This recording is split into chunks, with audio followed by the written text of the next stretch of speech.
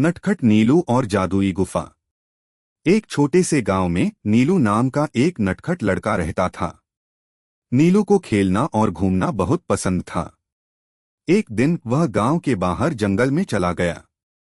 जंगल में उसने एक अजीब सी गुफा देखी।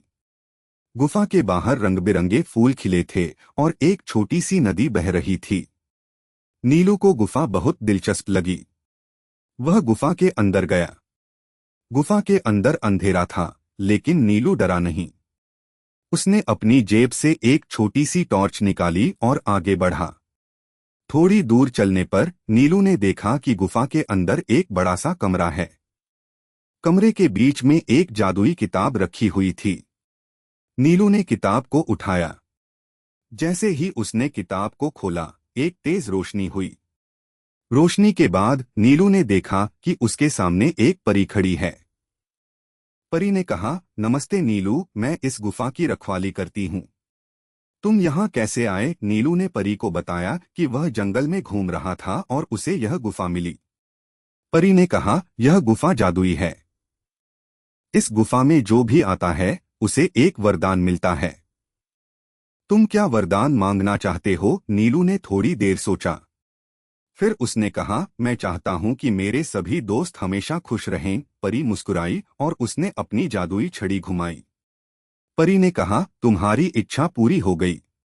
अब तुम्हारे सभी दोस्त हमेशा खुश रहेंगे। नीलू बहुत खुश हुआ।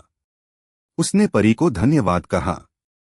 परी ने कहा, तुम्हें धन्यवाद कहने की कोई जरूरत नहीं है।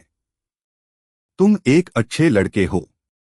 तुम हमेशा दूसरों की खुशी के बारे में सोचते हो। परी ने नीलू को एक छोटा सा जादुई पत्थर दिया और कहा, यह पत्थर तुम्हारी रक्षा करेगा। जब भी तुम किसी मुसीबत में हो तो इस पत्थर को अपने हाथ में पकड़ना। नीलू ने पत्थर को अपनी जेब में रखा और गुफा से बाहर निकल गया।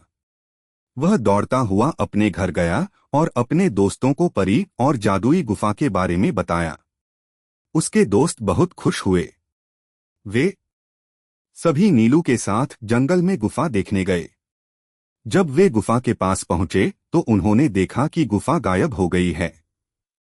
वहां पर सिर्फ एक बड़ा सा पेड़ खड़ा था। नीलू और उसके दोस्त हैरान हो गए। नीलू ने अपनी जेब से जादुई पत्थर निकाला।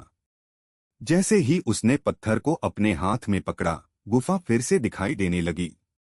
नीलू और उसके दोस्तों ने गुफा के अंदर जाकर खूब मस्ती की। उन्होंने जादुई किताब में लिखी कहानियां पढ़ी और जादुई पानी पिया।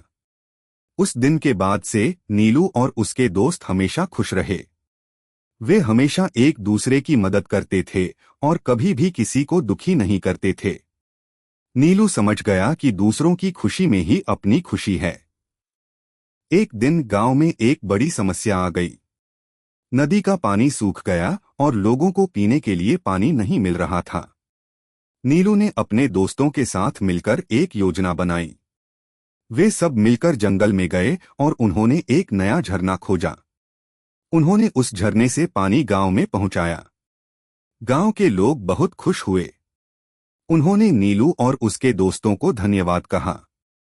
नीलू समझ गया कि जादुई पत्थर से भी ज्यादा जरूरी है एक दूसरे की मदद करना और मिलकर काम करना।